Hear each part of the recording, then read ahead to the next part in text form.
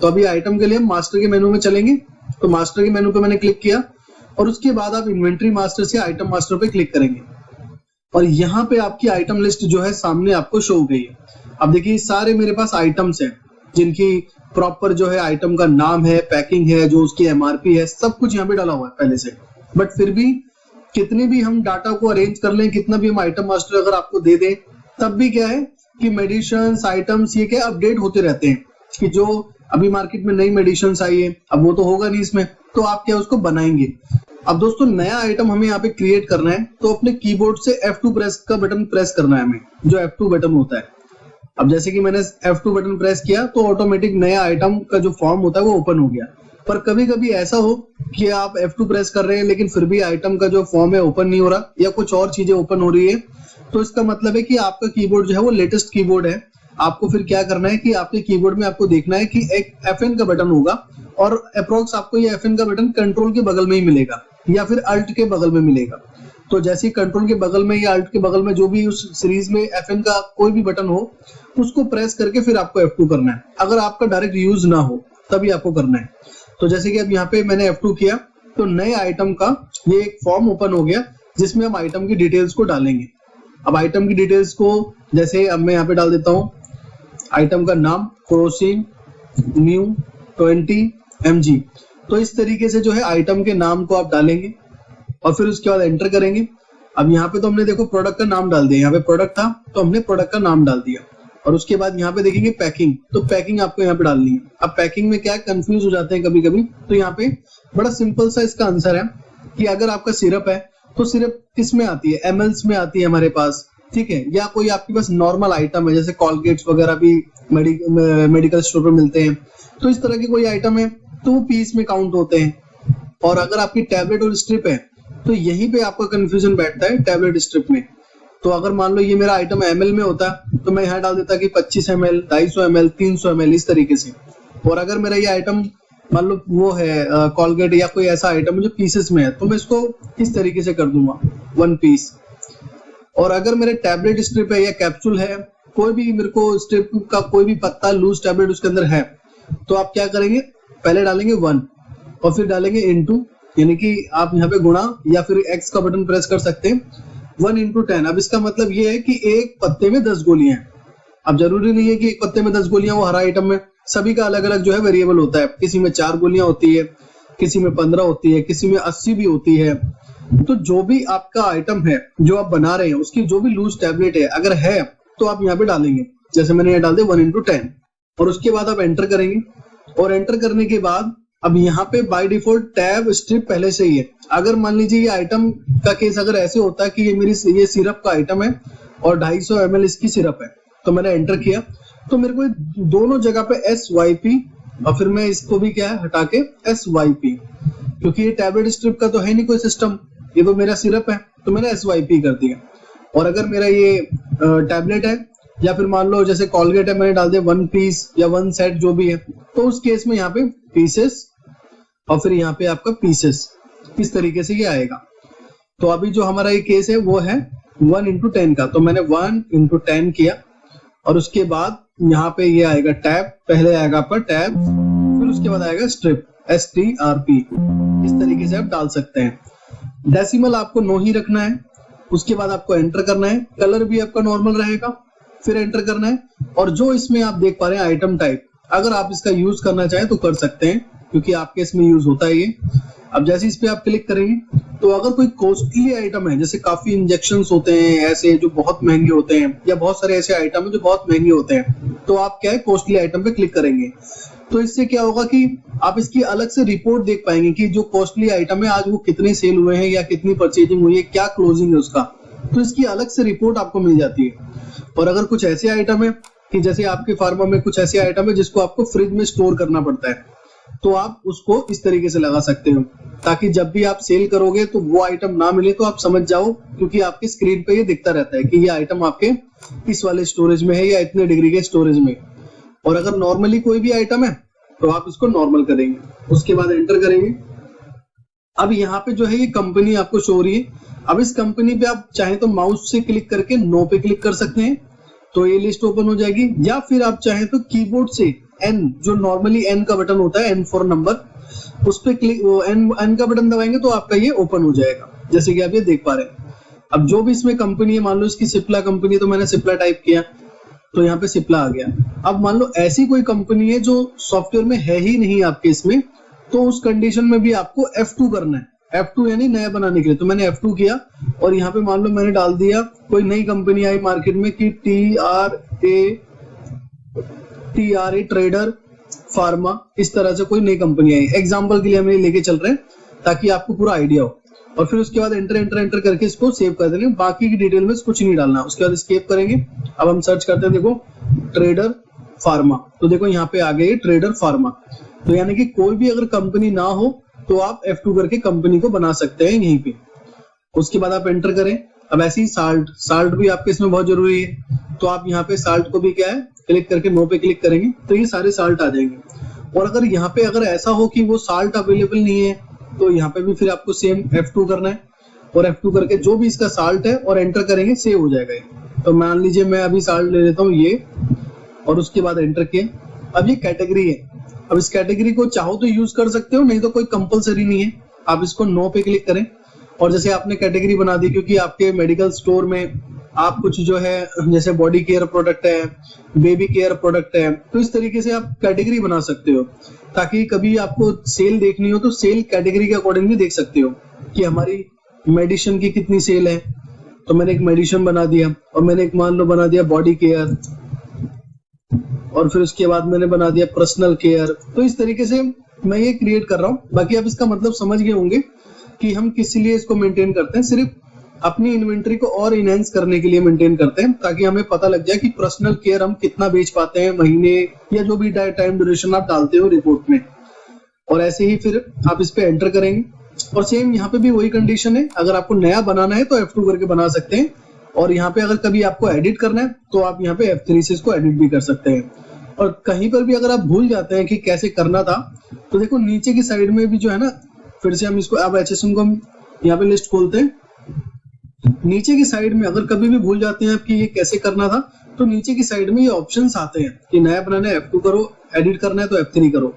तो इस तरीके से ऑप्शंस आते रहते हैं। अब जैसे इसका HSN जो भी है, मान लो इसका HSN भी अगर नहीं है तो मैं F2 करके HSN को बना लूंगा। अब मैंने मान लो यहाँ पे बना लिया 8 6 टाइम 0, और फिर उसके बाद 8, और उसके बाद मैंने यहाँ पे सपोज इस पे 18% है तो मैंने 9 किया और एंटर किया, बाकी अपने आप ही ले लेगा। और जैसे ही लास्ट तक ये सारे ऑप्शन गायब हो जाते हैं, मतलब कि वो सेव हो गया। अब इसको एक बार एस्केप करेंगे तो ये देखिए जो अभी हमने HSN बनाया है वो यहाँ पे बन के आपको शो हो गया है। अब हम सिंपली इस पे क्या करेंगे, एंटर करेंगे, और एंटर करेंगे और कुछ भी आप सिलेक्ट करते हैं और उस पे एंटर करते हैं तो यहाँ पे वो शो भी होगा।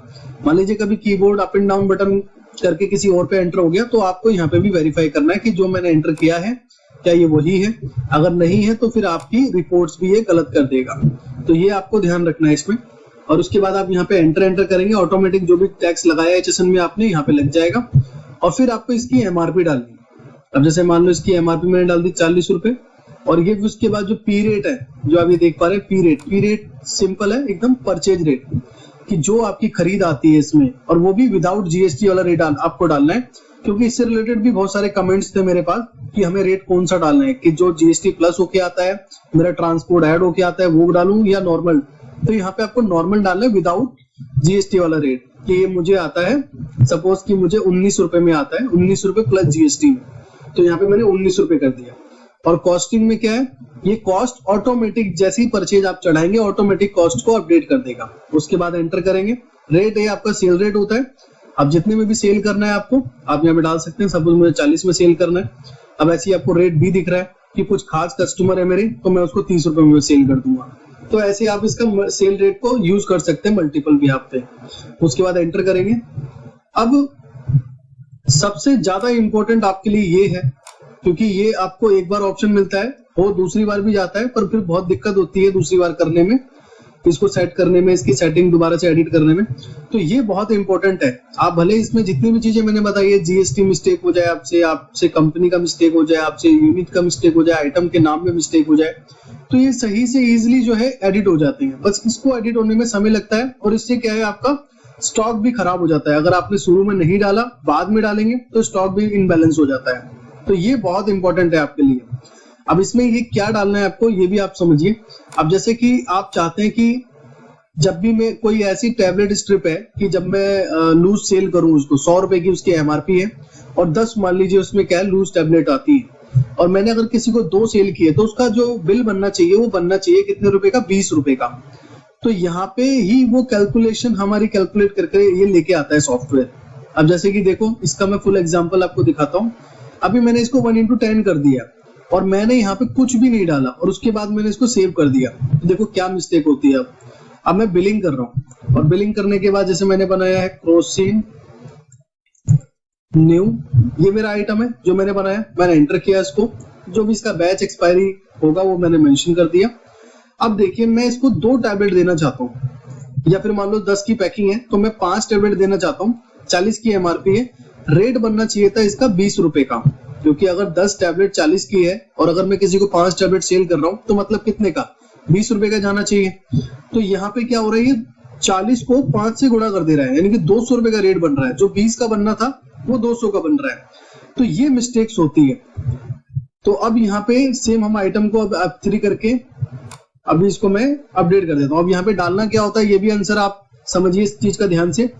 यहाँ पे हमें डालना होता है जितनी भी हमारी पैकिंग है। अब जैसे हमारी पैकिंग जो है लूज टैबलेट की 10 है तो मैं यहाँ 10 डालूंगा, अगर 12 है तो 12 डालूंगा, 4 है तो 4 डालूंगा, 3 है तो 3, 80 है तो 80, 100 है तो 100, और इस तरीके से आपको यहाँ पे कन्वर्जन में डालना है। अब दूसरा क्वेश्चन आपका ये होगा कि सिरप में क्या डालेंगे या फिर हम पीसेस में क्या डालेंगे। तो जितने भी जो लूज टैबलेट है उसी केस में ही आपको यहाँ पे मेंशन करना है। अदरवाइज जितने भी जो नॉर्मल आइटम है जो सिंप्लीफाई आपके पास आया है और सिंपली आपको आगे देना है, उसमें कोई आपको एडिटिंग नहीं है कि आपने मान लो 25 ml का सिरप लिया कहीं से परचेज किया है तो कस्टमर को 25 ml ही क्या है आप सेल करोगे सीधा सीधा, या आपने कॉलगेट बाय किया 1 पीस और 1 पीस ही इसको सेल करोगे। अब ऐसा तो नहीं कॉलगेट को आप कट करके आधा बेचोगे, तो वो सिंपली आगे कस्टमर को सेल होगा। तो सिर्फ उसी केस में आप इसको 0 छोड़े और बाकी जितने भी लूज वाले केस हैं, जैसे आपके लूज टैबलेट्स हो गए, लूज कैप्सूल्स हो गए, तो इसमें आपको उसकी पैकिंग का नंबर डालना बहुत जरूरी है। अभी जैसे मैंने आपको बताया कि ये 1:10 है तो मैं यहाँ 10 डालूंगा।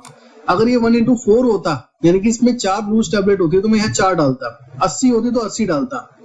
तो इस तरीके से आपको डालना है। अब इसमें 10 है तो मैंने 10 डाला और उसके बाद इसको मैं यस कर दूंगा।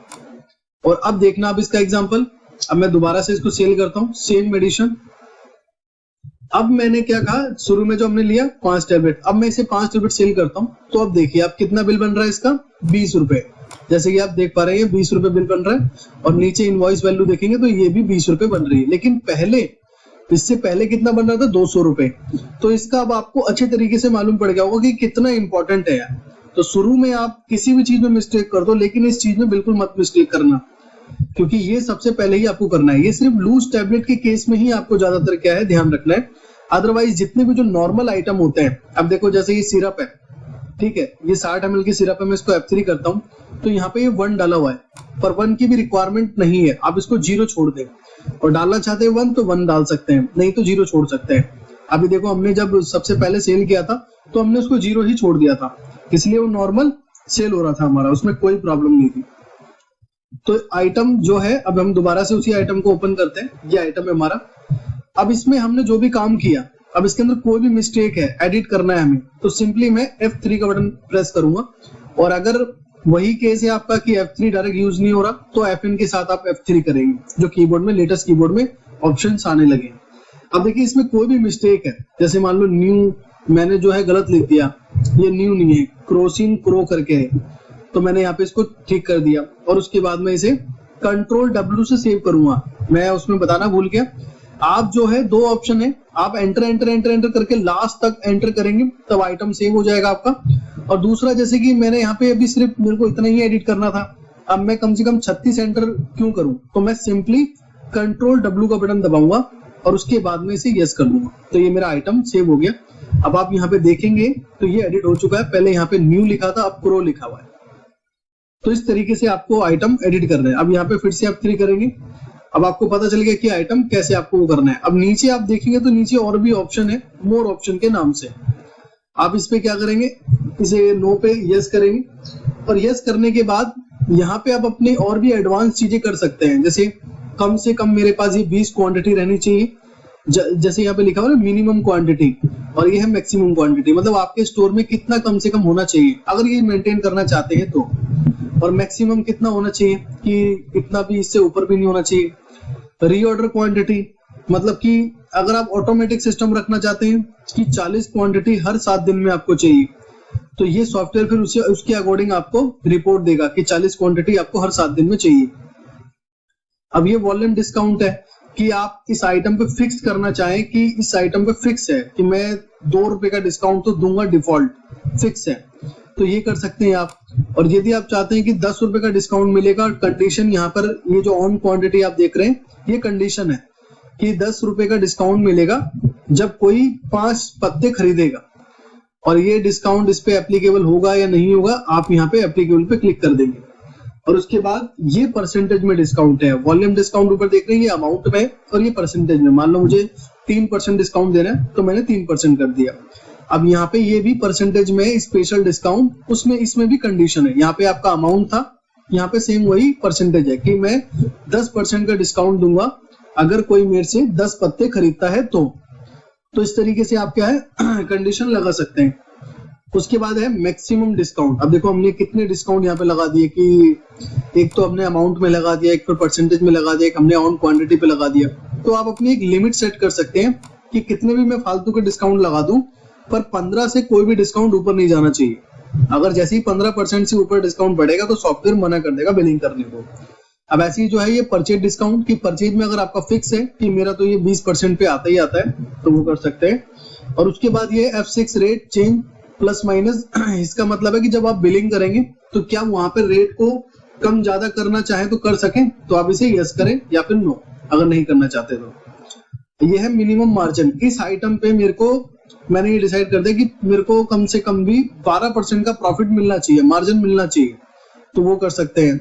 अभी डिस्काउंट लेस यानी कि ये वो है जब आप किसी को ब्रेकेज एक्सपायरी का सामान देंगे तो उस समय कितना लेस होके ये जाएगा। जैसे आपके पार्टी से टाई अप हो जाता है कि अगर आपका सामान नहीं बिका तो हम वापस ले लेंगे, लेकिन उस समय आपका जो है 5% लेस करके लेंगे हम, तो ये उस चीज के लिए तो वो डाल सकते हैं। और उसके बाद ये है मैन्युफैक्चरर की जो आपने कंपनी डाली है, सिप्ला डाली है, तो सिप्ला तो क्या है मार्केटेड बाय है, लेकिन जो उसका मैन्युफैक्चरर है वो कोई और है, तो आप डाल सकते हैं। जैसे मैंने डाल दिया एबीपी प्राइवेट लिमिटेड, इस तरह से उनके नाम होते हैं, आप डाल सकते हैं। अब अगर ये मेडिसिन मेरी नार्कोटिक्स है, शेड्यूल एच है या शेड्यूल H1 है, तो मैं इसको उसी तरीके से क्या करूंगा, यस करूंगा, ताकि मेरे को अलग से रिपोर्ट मिले और जब भी मैं सेल परचेज करूंगा तो सॉफ्टवेयर मुझे अलर्ट करता रहेगा कि ये आइटम आपका नार्कोटिक्स है, तो सारी डिटेल आप ध्यान से डालें। तो वो चीज आप इस पे कर सकते हैं। उसके बाद एंटर करके मैं सेव कर देता हूँ। अब देखिए मैं इस नार्कोटिक्स आइटम को सेल करूंगा तो ये देखिए यहाँ पे क्या ऑप्शन आ रहा है, ये बता रहा है कि ये नार्कोटिक्स आइटम है, बिना प्रिस्क्रिप्शन के आप सेल नहीं कर सकते, तो इस चीज का ध्यान रखें। तो मैंने इसे यस किया। अब मैं अगर इसको सेव करूंगा बिल को, तो ये बिल मेरा सेव नहीं होने देगा। देखो मैं, और इसका कलर भी चेंज हो जाता है, नार्कोटिक्स आइटम पिंक कलर हो जाता है। उसके बाद मैं कंट्रोल W करूंगा तो मेरा ये सेव नहीं होगा।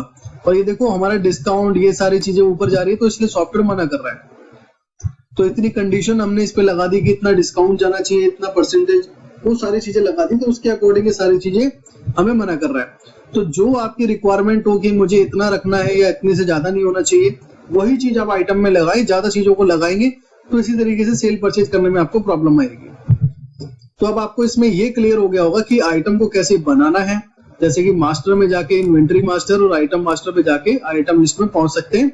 इसका एक शॉर्टकट कमांड भी है, आप कंट्रोल आई से भी डायरेक्ट पहुंच सकते हैं। तो इस तरीके से अब जैसे मुझे वो सारी फालतू की चीज हटानी है तो मैंने इसको F3 किया, इसे यस किया, और उसके बाद मुझे मिनिमम मैक्सिमम रीऑर्डर ये सारी चीजें मेंटेन नहीं करनी, तो मैंने इनको 0 कर दिया। और जो आपकी रिक्वायरमेंट हो एक्चुअल वही चीजें आप यहाँ पे डालें। मुझे तो आपको दिखाना था प्रैक्टिकल कि इन सब का आंसर आपको मिलता कैसे, तो वो भी आपको यहाँ पे दिख गया लाइव। अब मैंने इसको सेव कर दिया। तो हमारा आइटम का सेक्शन कंप्लीट हो गया, जिसमें आपका मेरे ख्याल से कोई भी क्वेश्चन अब रहा नहीं होगा। अगर फिर भी है तो कमेंट के थ्रू मुझे बता सकते हैं।